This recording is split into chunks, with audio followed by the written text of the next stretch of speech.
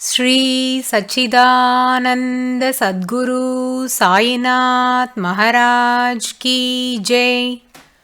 Sri Sai Satcharitra, An Insight, Episode 146. My humble prostrations at the lotus feet of our Sadguru Sai. By the divine grace of Sai, an attempt has been made to translate the gist of the divine discourse of Sri Ramanathan Brother telecasted in Sai TV. This is purely done to share the glory of Sai and his divine teachings with more insight to the aspirants. Om Gurur Brahma Gurur Vishnuhu Gurur Devo Maheshwaraha Guru Sakshat Parabrahmam Tasmai Shri Gurave Namaha. Devotees, now we are in the 27th chapter of Sri Sai Satcharitra, and this has been titled as Bestowal of Initiation and Grace by Hemadpanji. This chapter contains 202 Marathi verses and it narrates the significance of initiation.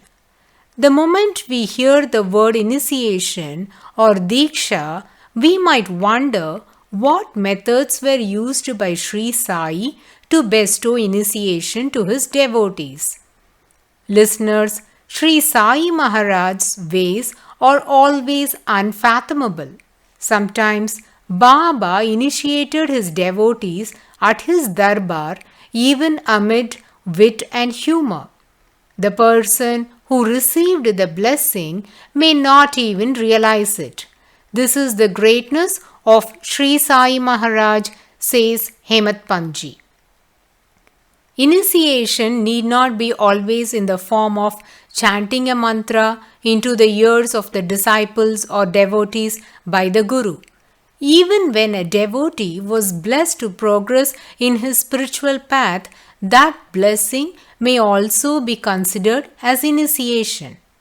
There are various ways to elevate a person's spiritual life, but in this chapter, Hemadpanji has picked up one of those ways and has elaborated it in detail. As always, this chapter also commences with few citations from spiritual philosophy. First and foremost is based on worshipping the feet of the Sadguru. Hemadpanji says, surrendering at the holy feet of the Sadguru is equivalent to bowing at the divine feet of the Trinity, that is, Brahma, Vishnu and Maheshwara. He is quoting an example in this connection. When one takes a dip into the ocean, it is equivalent to taking a bath in all the holy rivers, as all of them merge into the sea. Similarly, when one takes refuge at the holy feet of Sadguru Sri Sai, then it is like surrendering to all the gods. Comparably, white light is a combination of all colors in the color spectrum. When this white light passes through the prism disperses the light into its constituent colors. Sadguru Sainath Maharaj's path is that of the white light inside which all the paths and forms of worship are condensed. Worshipping Lord Sainath and bowing at his feet is like worshipping all the forms of deities. This chapter is a real treasure to all the Sai Bhaktas. Many subtle and deep insights that are incomprehensible by devotees are hidden in this. There are certain specifics about Sri Sai Maharaj which has been described in few Marathi verses by Hemadpanji that are unintelligible to many and has not been yet taken for study even by many Sai research scholars and philosophers. To mention, let us first ponder on the 15th verse of this chapter. All of us have read in Sri Sai Satcharitra about the first advent of Sri Sai Maharaj to Shirdi.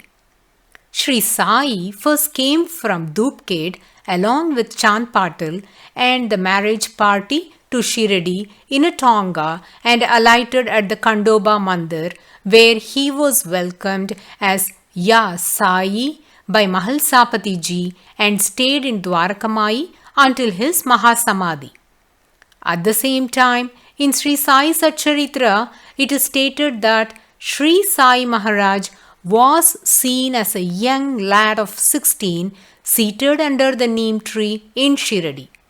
And to everyone's astonishment, one fine morning he vanished from there. After 3 years, he returned with Chand Patil and the marriage troupe. So, now what happened during these 3 years? Where did Sri Sai go in the interim period? Where did Sri Sai Nath Maharaj stay? What was he doing? We have no authentic information about it, hence can't answer these questions, though by word of mouth we have heard that Sri Sai might have stayed in the nearby villages. We never knew where he was exactly, and that is now revealed by Hemat Panji in this OV. But this chapter throws some light on these questions. Let's heed to it now. Leaving the Nizam province, Chand Bhai Patil fetched the Fakir Sri Sai from a region known as Nivas. Hence, Chand Bhai Patil is a most fortunate person, glorifies Sri Hemat Panji. Where is this Nivas? It is around 66 kilometers away from Shirdi. What is the glory of this Nivas? Why is this place considered a vital one for the spiritual progress of a person? If we can find answers for these questions, then we will be able to appreciate the specifics mentioned in this OV by Hemat Panji. One of the greatest saints of Maharashtra was Sant Jnana Dev, also known as Jnaneshwar. Of all his attributes, the saint is famous for his Jnaneshwari, the commentary on Gita. This is also known as Bhavarta Deepika, an immortal yet powerful commentary on Srimad Bhagavad Gita in the 13th century. He wrote this by sitting under a pillar at Nivas. This Jnaneshwari has been recommended by Sri Sai Nath Maharaj to various devotees for reading.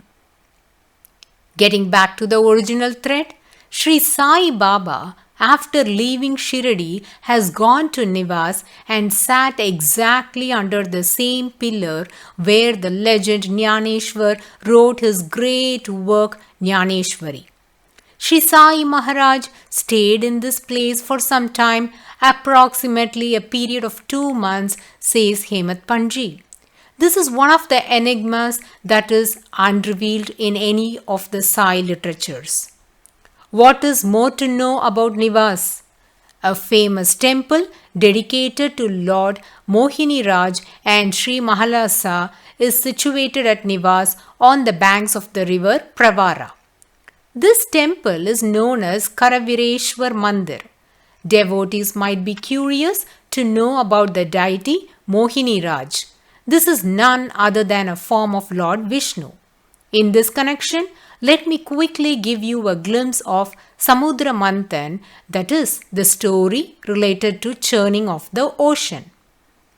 When the Devas pleaded Lord to save them from the Asuras as they were defeated, Lord Vishnu advised them to churn the ocean and get the nectar to regain their lost strength. And this was a tedious task, hence they formed an alliance with Asuras and are assured to share a part of the nectar with them. To churn the ocean, the Mount Mandara was used as the churning rod, and the snake Vasuki was used as the churning rope. As they kept churning, many things came out of it. Poison also came, and finally a pot of nectar emerged from it. There was a battle between the Devas and Asuras in sharing the nectar. One of the Asuras got hold of the pot and the Devas were tensed and beseeched Lord Vishnu to help them. The Lord disguised himself as a beautiful woman named Mohini and distracted the Asuras and promised that she would share the nectar equally among both the groups. But she was giving plain water to the Asuras and the nectar to the Devas. At this juncture, one of the Asuras, by named Rahu, disguised himself as Deva and joined the line of the Devas to receive the nectar. At that very moment, Lord Vishnu severed the head of the Asura with his Sudarshana Chakra before the nectar could pass down his throat. And this Nivas is the place where Lord Vishnu as Mohini beheaded Rahu, and it is situated on the banks of the river Pravara. It is believed that when Lord Vishnu shared the pot of nectar among the Devas, the spills of the nectar formed a river and is known as Pravara. Mention of the same is also made in the epic as follows. Pravara Nadi Tir Nivasini Nigam Pratipada Paravar Virahini Narayani Hrudaye. Jnaneshwar Maharaj was only 13 when he came to Nivas. The Pravara river, the presence of Karavireshwar Mandir, the glorious incarnation of Mohini Raj, and the celestial ambience was so beautiful and magical that made him to get stuck to that place. Sri Mohini Raj at Nivas is said to be the greatest inspiration for this famous Saint Jnaneshwar to pen down the most appreciated treatise on Srimad Bhagavad Gita. He went to the Karavireshwar Mandir. There was a pole that is termed as Dvajastambam, and Jnaneshwar Maharaj sat under it and wrote the great masterpiece Jnaneshwari. And the place where Chand Patil met Sri Sainath Maharaj as a fakir and brought him to Dhupkhed was this holy place, Nivas. But in the later years, this Karavireshwar temple got damaged, but this holy pillar where Jnaneshwari was written was intact, hence it was installed at a different place and a temple was built around it in Nivas and came to be known as Sant Jnaneshwar Temple. This temple is approximately 66 kilometers away from Shirdi. Hence, devotees, during your next pilgrimage to Shirdi, try to visit this holy temple. To head to this temple, one might have to reach Ahmednagar and get on to the Ahmednagar Aurangabad road that leads to Nivas. It is inevitable for everyone to have darshan of the holy pillar under which Sant Jnaneshwar wrote Jnaneshwari, and at the very spot our Sadguru Sri Sai Maharaj also sat down for 2 months and showered his grace to those who approached him.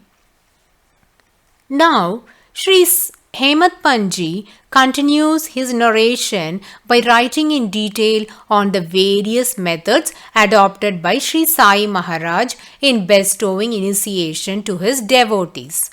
The grace was incessantly and peacefully flowing from Sri Sainath to his devotees in the form of blessings or initiation amid joy and merriment, even when the devotees did not realize what he was receiving from his Sadguru. Hemat Panji is using metaphors to describe this beautiful situation. For example, he says only a doctor knew the intensity of the disease suffered by his patient and the medicine that must be administered for that disease, whereas the patient is unaware of the severity of the disease and the nature of the medicine prescribed. Similarly, only a Sadguru can identify the nature of his devotee and the spiritual progress he had attained so far, and what kind of grace must be bestowed upon him to elevate his spiritual level, enabling him to climb the ladder without any hurdles. Listen to this beautiful analogy given by Hemat Panji. Jaggery is not good for the patient's health, and the physician is aware of it. The doctor prepares a medicine which is bitter, but the patient is stern and refuses to drink the kashayam unless a small piece of jaggery will be given to him. To make the patient drink the medicine, the doctor first gives a small piece of jaggery, then gives him the bitter medicine. The jaggery is sweet, which might cause some adverse effects to the kashayam. Hence, while giving the kashayam, the doctor also adds a bit of polymedicine to it, as that would treat the effects of jaggery and help to retain the healing power of the kashayam to its fullest extent as well. Likewise, the Sadguru, before bestowing his grace upon the devotees or disciples, will gauge the level of spiritual maturity attained by them and then shower his blessings upon them. At times, a devotee might desire for something that he or she is not capable of. Still, the Sadguru, out of compassion, may grant the wish of the devotees, though it is outside the devotee's ability, but at the same time will protect the devotee from any adverse effects that would befall upon the devotee owing to this desire. The grace will also come with spiritual experiences, which will give the seeker the spiritual development to manage any challenges that they might have to encounter. Sri Hemat Panji has expounded these philosophical truths in the first 36 OVs. Hemat Panji says, Sri Sainath Maharaj has used various methods to bestow his initiation upon the devotees, but it is impossible to narrate all of them in detail. Hence, I would like to narrate few instances based on the initiation done through granting consecrated books to devotees. It's a general practice among the devotees to bring the sacred books that they wish to read and place them in front of Sri Sai Maharaj. Sri Sai Baba would touch those books and will return to them with his blessings. Whenever they receive the books from Sri Sai Baba with his blessings, the devotees have felt that they have never faced any hurdle in completing their Parayan, nor their mind was distracted during the reading of that scripture. They also believed that they were able to understand the content of the book in the right perspective. Hence, they always remembered to bring holy books to beseech Sri Sainath's grace, and when the book is returned by him with his blessings, they felt that Sri Sai is coming to them in the form of the holy book and sensed Sri Sai Maharaj's presence with them while they did the Parayan of the book. But there is always a possibility that the book taken by one devotee to Sri Sai Baba will be consecrated by him and might be passed to another devotee for his reading. Why did Sri Sai do this? It is because only Sri Sainath Maharaj knew which scripture is suitable for whom and what benefit that would bestow upon the person who is to read it.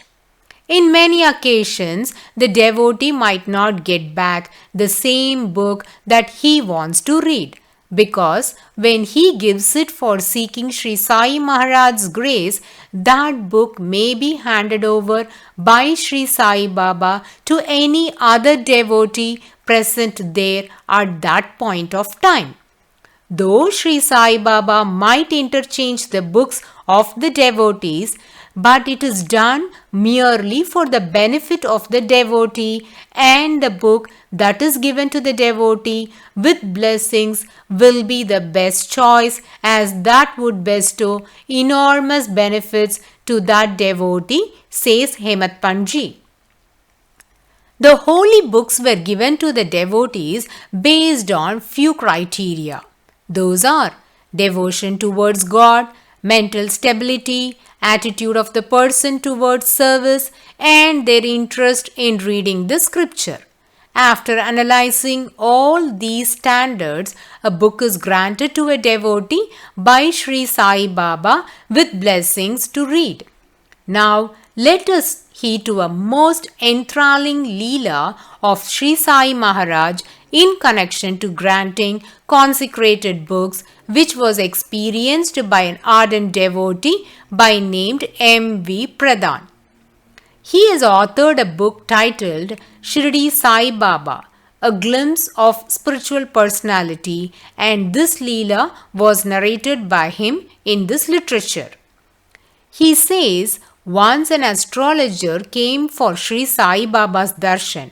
He brought a book on astrology and wanted to get that consecrated from Sri Sai, as he thought the book blessed by Sri Sai Baba would bestow him wisdom to get mastery in astrology, and the predictions made by him based on his analysis on the planetary positions of a person will also be perfect, by which he can earn fame and lots of money.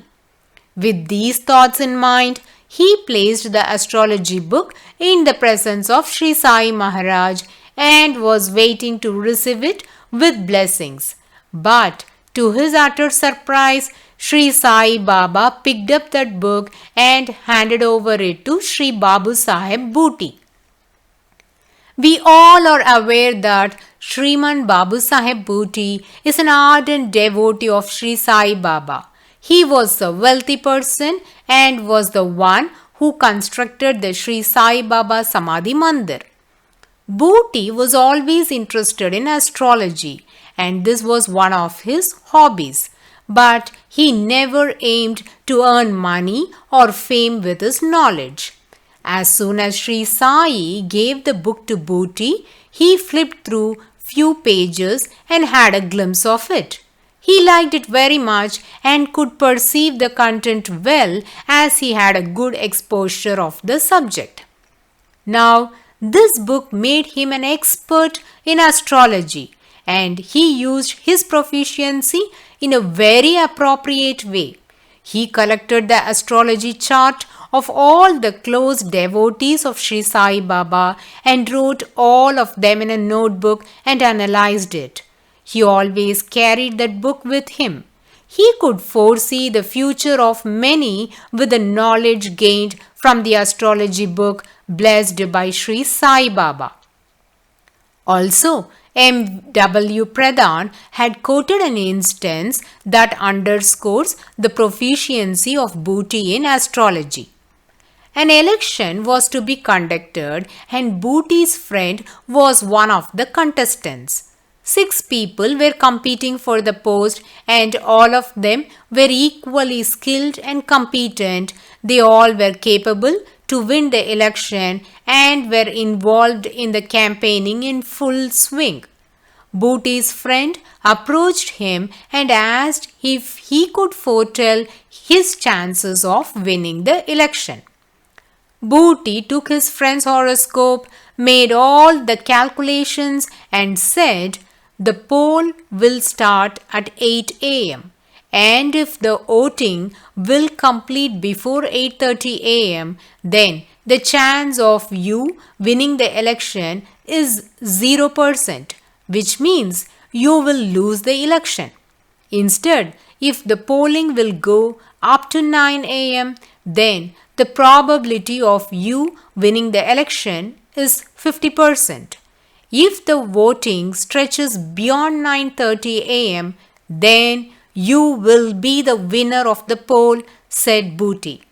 He also added, So one way or another, you see to that the polling will go beyond 9:30 a.m. and if that happens, then you are sure to win. The friend abided by the guidance of Booty and won the election. This is a testimony to the fact that the book consecrated by Sri Sai Baba gave Booty an exhaustive knowledge in astrology and he used his expertise to guide others in a fitting way. Devotees, the above Leela confirms that when we read a book that is blessed by Sri Sai Baba, then the insight we would get from that book will be great and clear. There are many miracles related to this topic which are mind boggling, and we shall listen to them in detail in the coming episode. Bow to Sri Sai. Peace be to all. Om Sai Ram.